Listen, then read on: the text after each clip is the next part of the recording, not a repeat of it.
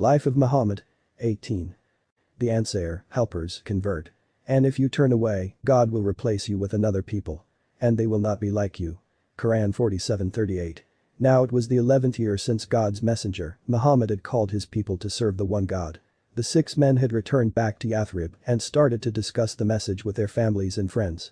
Many people became interested and some decided to become Muslims. The next year, they sent a message to the Prophet, "We are coming for Hajj with 12 people, all of whom have converted." This was amazing as this was the largest group of people outside of Mecca to convert since the beginning of the Prophet's call. Never had 12 people converted from any group outside of Mecca.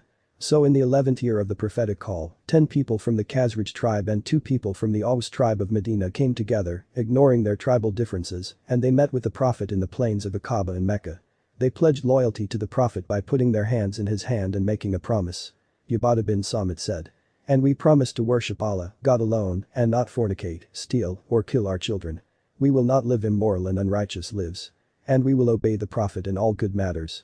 The Prophet said, "Whoever fulfills this oath, his reward will be with Allah, God. Whoever falls short and repents, God will forgive you." When these 12 converted to Islam, the Prophet chose a man from his tribe of Quraysh who had become Muslim, called Mus'ab bin Umar, to go back with them to teach them the Quran and prayer. Within a few weeks of Mus'ab reaching Yathrib, 40 people had converted to Islam. The numbers of believers in Yathrib was now growing. The spread of the message was so rapid that soon every household in Yathrib had at least one member who was a Muslim. All this while God's messenger and the believers still lived in Mecca in fear. The tribe leaders of Medina accept Islam. The leader of the Aus tribe was angry with Mus'ab's presence in Yathrib. "Why have you come to our land? To brainwash those of us who don't have strong intellect? To take our women and children away from our ways? To convert them to the ways of this new prophet of yours? Go back to where you came from if you value your life." Mus'ab responded with a calmness and confidence that only faith allows. He said, "Why don't you sit and listen to what I have to say? If you agree, that's good. If not, I will go." The leader of the Aus tribe found this to be a very reasonable request, so he sat down and listened to Mus'ab recite chapter 43 of the Quran. It was only after listening to the basic teachings, his heart opened up to Islam. He said, "What you have said makes complete sense to me. How does one embrace your faith?" After the leader of the Aus tribe became Muslim, the rest of the tribe followed him. So a huge amount of Medina, about 300 people, now became Muslims. The reason why so much could convert in Yathrib easily was due to less persecution and young open-minded people willing to accept a new message for positive change. These people promised that they would support God's messenger.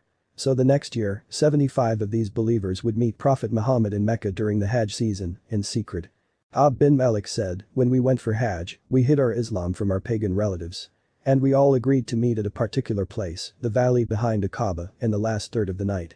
And we snuck out of our tents at night time, one by one, so as not to arouse suspicion, among our elders, to meet with the Prophet.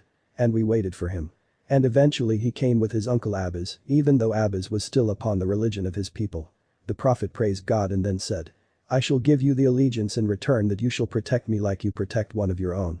A man from Yathrib called Bariah said, 'We are experienced in the arts of war.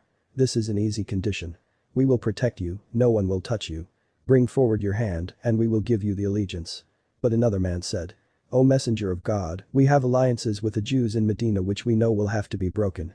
Once you come over to our side and then God gives us victory, will you then leave us and go back to your people?' The Prophet replied, 'No. My blood is your blood, and my destruction is your destruction.' Meaning, we're gonna live together, we're gonna die together. They said, 'O Messenger of God, what is the phrase of the allegiance we should give to you?' The Prophet replied, 'You must give loyalty that you hear and you obey in times of difficulty and ease, and that you spend of your money in the way of God, and that you command the good and forbid the evil, and that you speak the truth no matter what the consequences, and that you help me once I come to Yathrib just like you help your own family.' Once he said this, a voice shouted out from amongst them, 'And what shall we get in return?' And the Prophet Muhammad said the one word they wanted to hear. He said, 'Jannah,' meaning, the gardens of paradise. Paradise will be yours. That's all they wanted to hear. And they all stood up and came forward to give their allegiance to God's messenger. God's messenger and the believers now had a new safe city to emigrate to. These people who promised to help them would be called the Ansar, meaning, the helpers.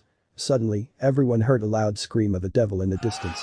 He shouted, "O people sleeping in the tents, do you not know that a group of rebels have gathered together with a man, Muhammad, who left your religion?" The Prophet said, "This is a Satan jinn called Azab bin Yuzab, the leader of the devils of this valley of Aqaba. I promise by God, O enemy of God, I will deal with you. So the young Ansar, helpers, rushed back to their tents before their elders found out about where they had just been.